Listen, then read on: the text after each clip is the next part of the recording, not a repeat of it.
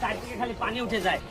আমরা বাঁধ দিছি, এই পিলারগুলো হয়ে গেছে, এই পাশের পিলারগুলো হয়ে গেছে। দেখেন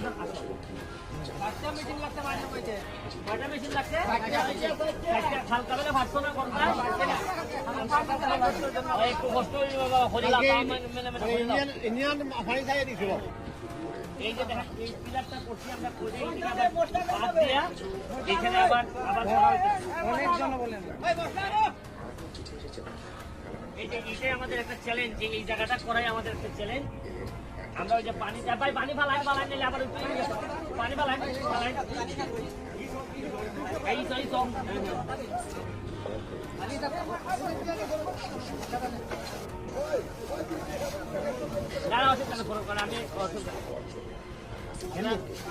আমি আর একটু বয়স হয়ে গেলে আর এই কাজগুলো হয়তো পারবো কিনা কতটুকু কে জানে।